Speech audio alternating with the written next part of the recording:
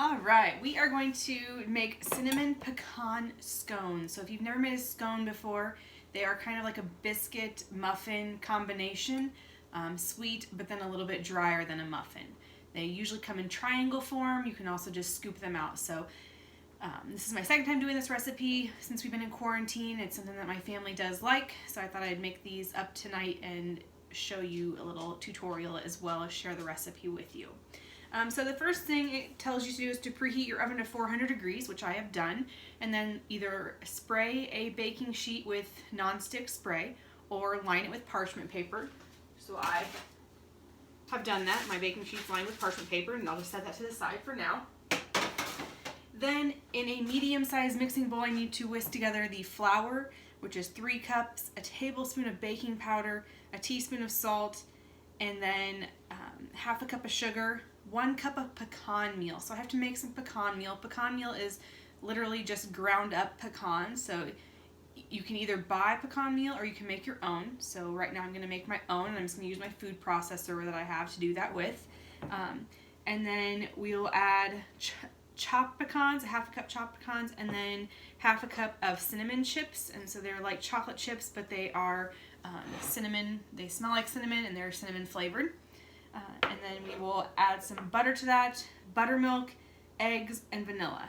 To make my buttermilk, you can either buy buttermilk already made in a carton, or you can buy the buttermilk powder, or you can make your own buttermilk. And it's simple. All it is heavy whipping cream or milk and lemon juice. So this recipe only calls for 3/4 of a cup. So I needed 3/4 a cup of heavy whipping cream and 2 teaspoons of lemon juice. If I were to do a whole cup, it'd be a cup of this and a tablespoon of lemon juice. And then I let that set for 5 to 10 minutes. So I already have that mixed up, so it's setting, and you're gonna see it will be thicker, okay, when I go to pour it in. All right, so let's go ahead and get started. So in my medium-sized mixing bowl, I'm going to dump in my flour. So if you remember correctly, to measure flour, we spoon it in. I don't just scoop down into my tub of flour here, so scoop it in, and then we'll level it off.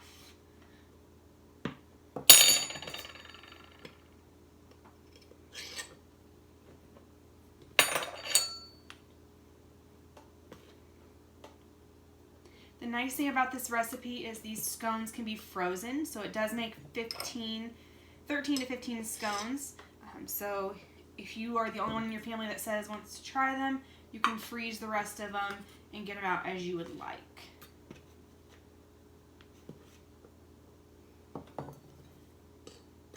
All right, there's our 3 cups of flour. Now I need a tablespoon of baking powder, and our baking powder is our leavening agent for this recipe.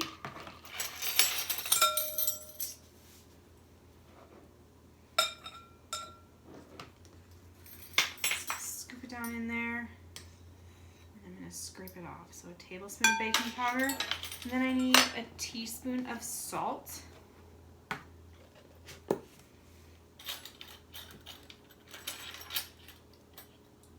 Okay. And you shouldn't measure your salt over your dry ingredients. So I just have a little bowl here that I'm going to measure it over, and then I will level it off before I add it.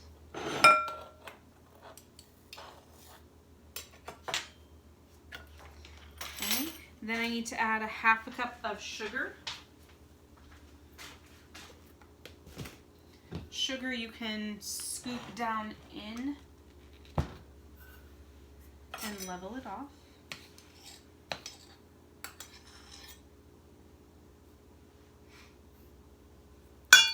Then I need my 1 cup of pecan meal. So to get my 1 cup of pecan meal, I have my food processor here, and it's going to get noisy. I apologize for that. But I'm going to go ahead and dump in what I think will come out to be about 1 cup of pecan meal. I need to add a few more to that.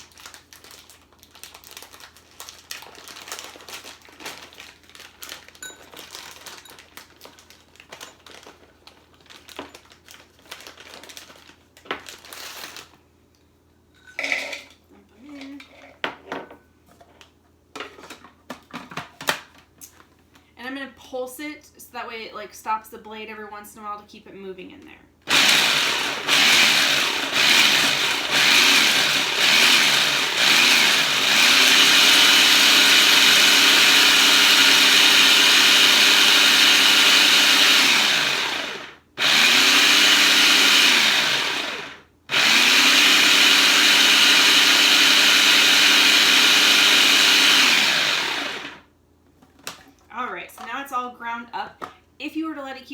going to turn into like a nut butter. So you do want to keep an eye on it and not let it go for like 5 minutes.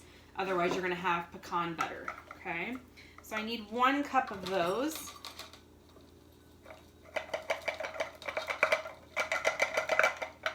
Oh, that's like perfect. And I'm going to go put this back on there because I'm going to need to chop some pecans. So I can do that with that as well.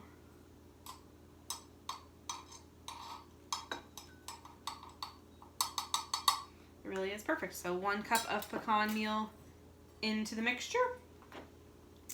Then I need a 1/2 cup of chopped pecans.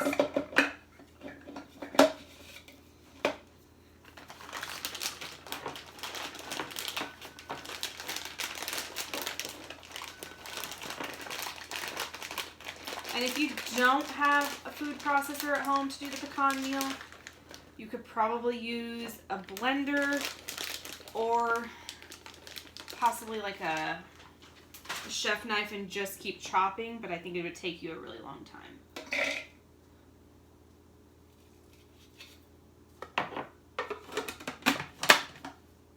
So again, I'm going to pulse this. This time I don't want it near as ground up as that pecan meal was.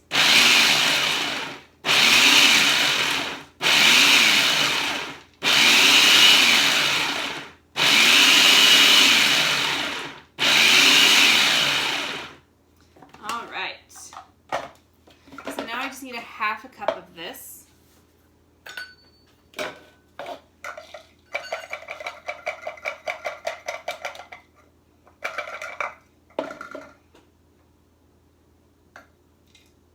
again, that's perfect.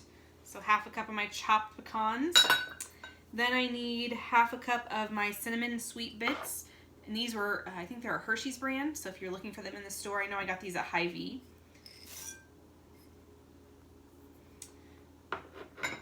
Then I'm going to stir that together, give it a good stir around, get everything all mixed together. This is all just dry ingredients right now, so it's not going to stick together. Then I'm going to add my butter, and it's a 1/2 cup of butter, and I'm going to cut in the butter. So I'm going to use my pastry blender for that. Before I add it though, I'm going to cut it up into smaller pieces. This is my pastry blender. If you don't have one of these, you could technically use the food processor to do this, or you could use 2 knives to do this as well. I definitely find it easier to use a pastry blender.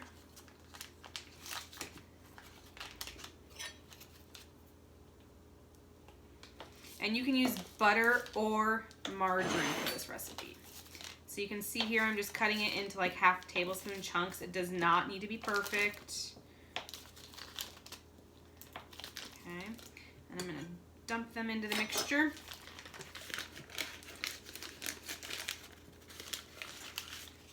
And I'm going to use my pastry blender to get it to look like cornmeal. So smaller pieces, and you'll still be able to see a little bit of the butter flecks, but not a ton. And this does take some strength.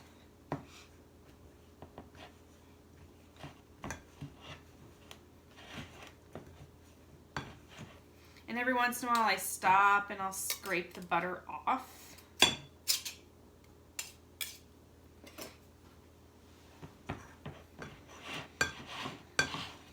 And I twist my bowl as I'm going, and I'm twisting my wrist.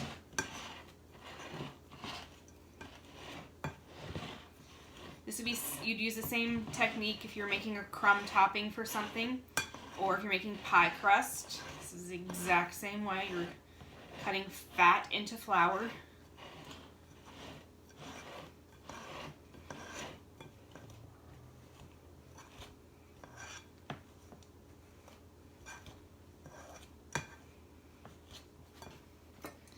Again, stop.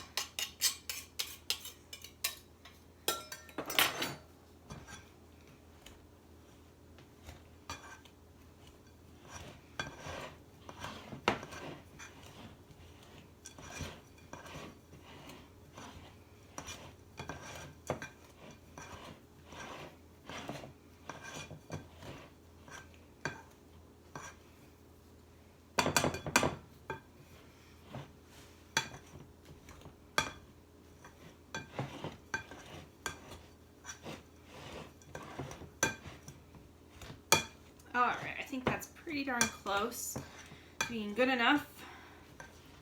So again, it's all fine pieces, but you can see some of the butter in there, okay?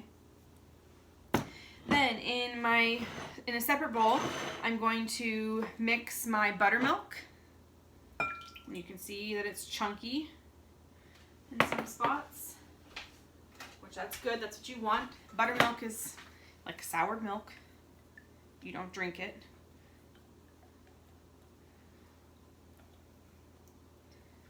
Okay. Then I'm gonna add 2 teaspoons of vanilla and 2 eggs.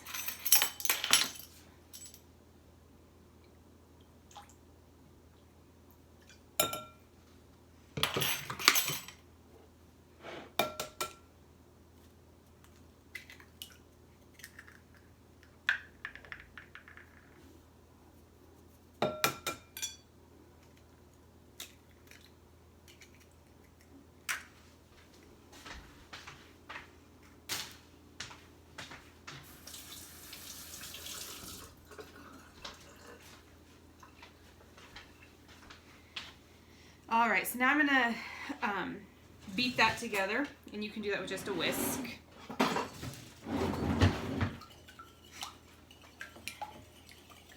Then I'm eventually going to pour this liquid mixture into my dry mixture. And I'm gonna stir it the best I can, but then you see I have my pastry mat is green, so a little different than school, but my pastry mat is what I'm gonna dump it out onto and knead it together. And I might need to sprinkle a little bit more flour, get some flour on my hand so it doesn't stick to that. And we're gonna form it together. So the less you have to work with this, really the better it will be. So the longer your chunks of butter can stay in the little flecks of butter that we have in there, the better it is, okay? All right. So I'm gonna mess with dough and take my rings off. So before I do that, I'm gonna kind of make a little well to dump it into. A well just like in the center of your dry mixture. Pour in the liquid.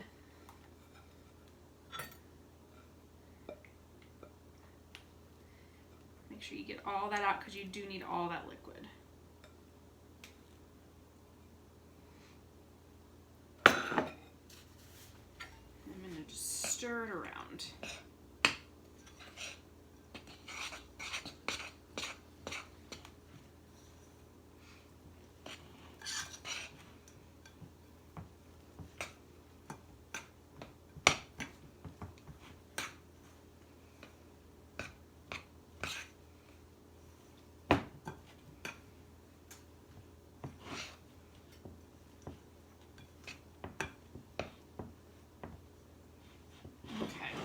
So I'm going to lightly flour my work surface here.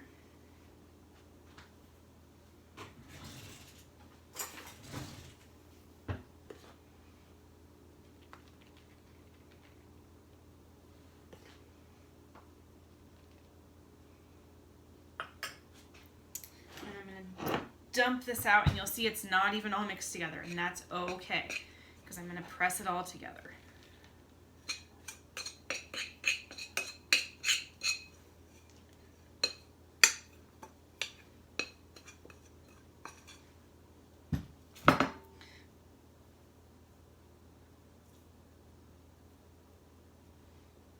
So I'm kind of like kneading it together.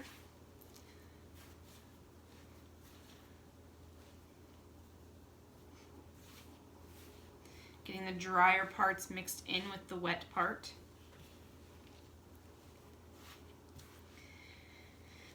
And then I'm going to make it into a big rectangle once I get it all pushed together.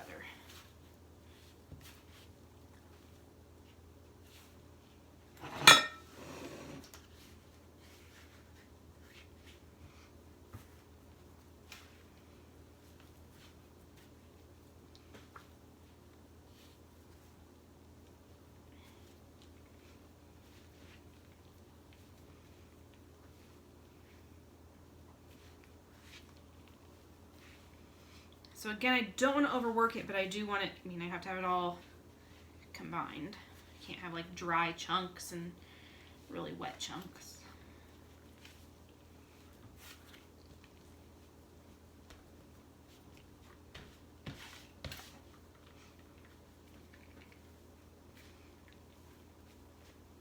And I maybe used 2 tablespoons of flour down on my surface.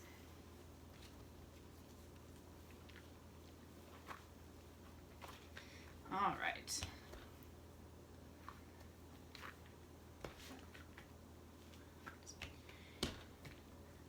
Okay, so then the recipe tells me to put it into a 8x9 rectangle. So similar to the size of a piece of paper. And I'm going to sprinkle a little bit of flour down before I do this. So that way when I cut it, I can pull them up easily.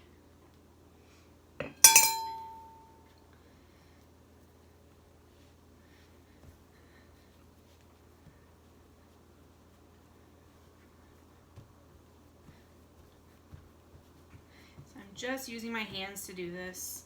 I'm trying to get it as good of a rectangle as I can without overworking it, and as even as possible.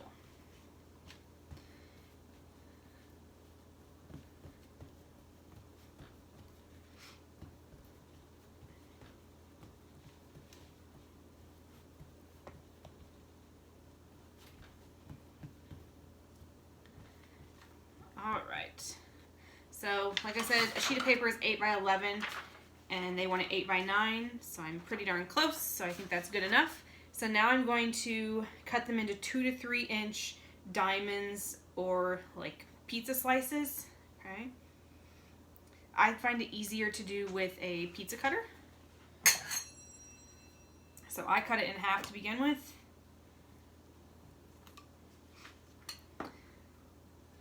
And then I want to try to get half, like 7 to 8 out of this.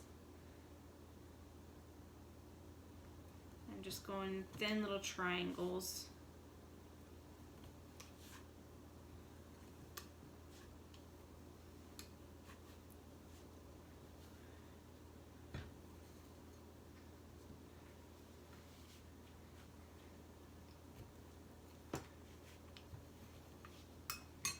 Then I'm going to take my parchment paper lined sheet of baking sheet, and I'm going to lay them on there.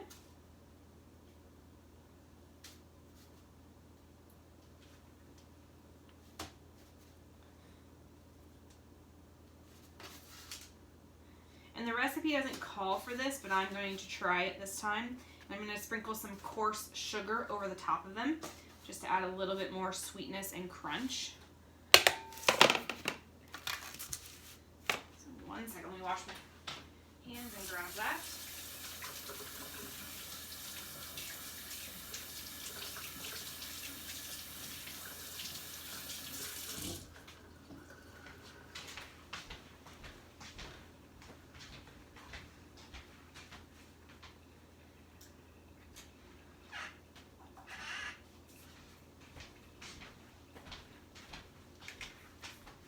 So this is Wilton brand coarse sugar.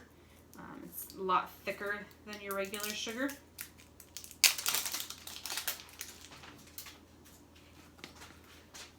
So I'm just going to sprinkle it on my scones.